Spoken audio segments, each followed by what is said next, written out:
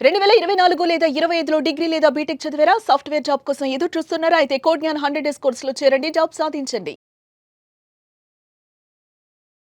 నమస్తే welcome to Suman TV. నేను మీ anchor Shri. Right మనతో పాటు ఉన్నారు హైకోర్టు అడ్వకేట్ అలగరి రవీంద్రనాథ్ గారు.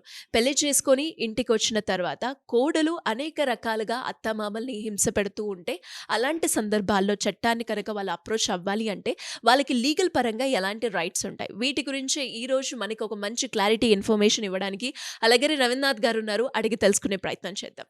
నమస్కారం సార్. నమస్తే అండి శ్రీ గారు. సార్, ఇప్పటి వరకు కోడలు అలాగే అత్తమామల గురించి ఎంతో మంది మీ దగ్గరికి రావడం జరిగింది. వాటికి ఒక మీరు మంచి సొల్యూషన్ కూడా అందించడం జరిగింది. అందులో భాగంగానే ఎంతో మంది ఇప్పుడు మనం మాట్లాడుకుంటే కోడలు అనేక రకంగా మానసికంగా కావచ్చు, శారీరకంగా కావచ్చు హింస పెడుతున్న వాళ్ళని మనం చూస్తున్నాం. అందులో ఎవరైనా కూడా అత్తమామలు చట్ట ప్రకారంగా మేము ముందుకెళ్ళాలి అనుకునే వాళ్ళకి లీగల్ పరంగా ఎలాంటి రైట్స్ ఉంటాయి సార్ అత్తమామలు? ముఖ్యంగా శ్రీ గారు మిమ్మల్ని అభినందించాలి. ముఖ్యంగా కుటుంబ సంబంధాలు, బాంధవ్యాలకు సంబంధించి మీరు చట్ట ప్రకారంగా ఉన్నటువంటి హక్కుల మీద చాలా కంటెంట్స్ తీసుకున్నాం మన కాంబోలో.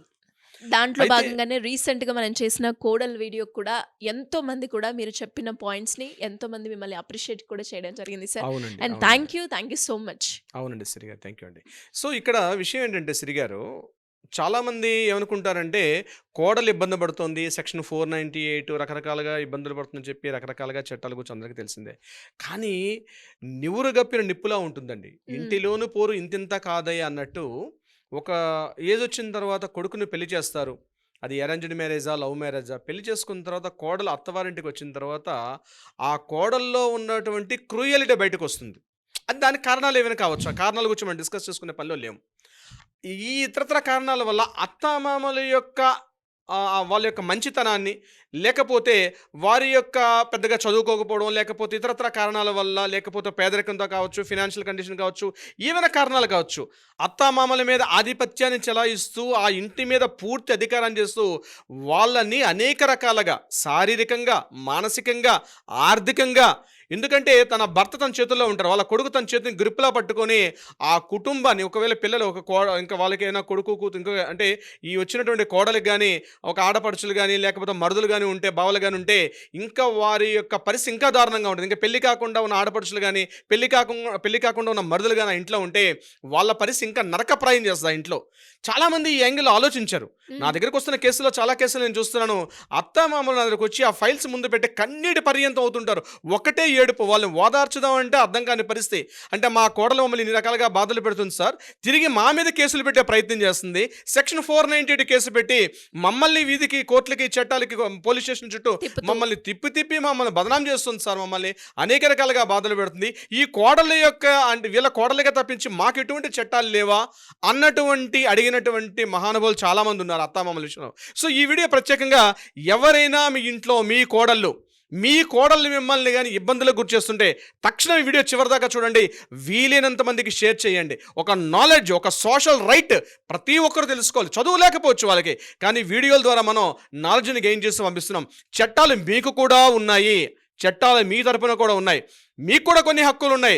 కోడలు రాగా ఆ ఇంటిని మొత్తం తన ఆధిపత్యంలో పట్టుకోవడం కాదు, హ్మ్. మీరు ఇంట్లో ఉన్నటువంటి అత్తామామకు కూడా హక్కులు ఉన్నాయి. ఆ హక్కులు ఏంటో చూసే ప్రయత్నం చేద్దాం. ముందుగా మీకు ప్రొటెక్షన్ యాక్ట్ ఉంటుంది. ప్రొటెక్షన్ హ్మ్. యాక్ట్ అంటే ఆ కోడల ఇంటికి వచ్చి మిమ్మల్ని బయటికి నెట్టివేసింది అంటే ఎట్టి పరిస్థితుల్లో కుదరదు.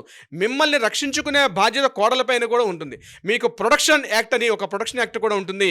మీకు ప్రొటెక్షన్ ఆర్డర్ ఇస్తుంది. కోర్టుకి మీరు వెళ్ళినట్టయితే ప్రొటెక్షన్ ఆర్డర్ అంటారు. ఒకటి నెంబర్ 1 ప్రొటెక్షన్ ఆర్డర్ ఉంటుంది. Number 2 residency order.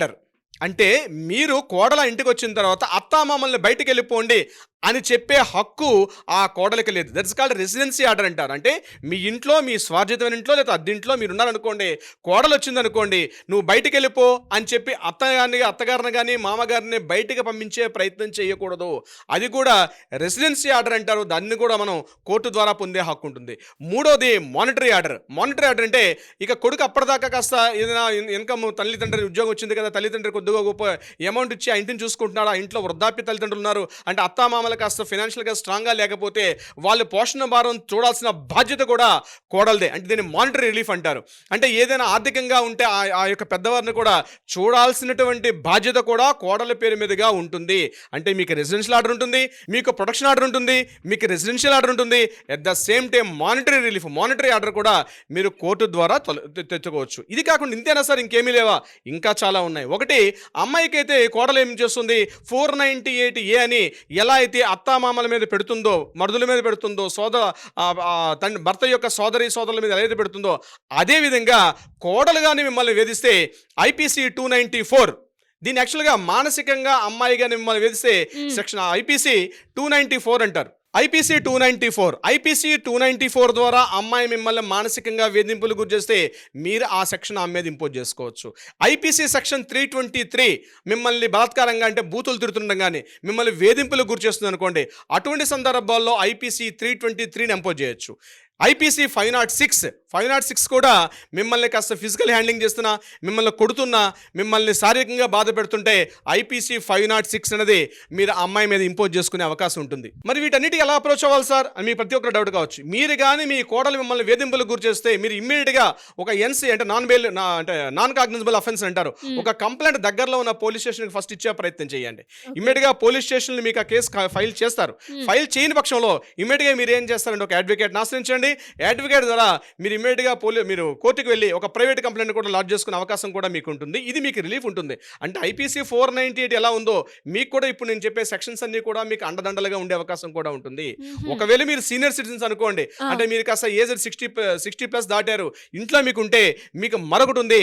దీన్ని యాక్చువల్గా ఏమంటారంటే ట్రిబ్యునల్ అంటారు. అంటే ముఖ్యంగా దీన్ని సీనియర్ సిటిజన్ యాక్ట్ అంటారు.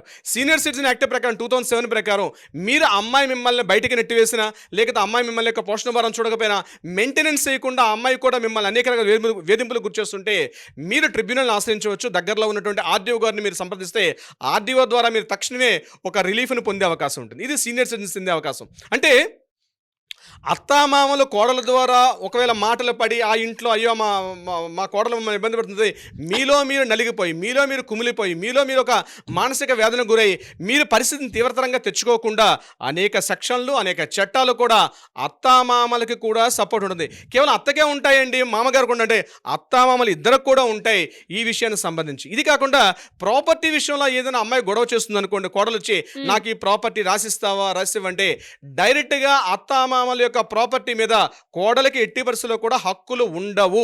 ఇండైరెక్ట్ గా మాత్రమే ఉంటాయి. కొడుకు ద్వారా మాత్రమే కోడలకు వచ్చే హక్కులు ఉండే తప్ప డైరెక్ట్ గా కోడలకు మాత్రం ఆ ఇంటి మీద ఎటువంటి హక్కులు ఉండేది గుర్తుపెట్టుకోవాల్సిన ప్రతి విషయం. అంటే రకరకాల సమస్యలతోటి, రకరకాల వేధింపుల ద్వారా, రకరకాల బలాత్కారాల ద్వారా ఇంట్లో అత్తామామలు నలిగిపోయిన కుటుంబాలు అనేక వేల కుటుంబాలు ఉన్నాయి.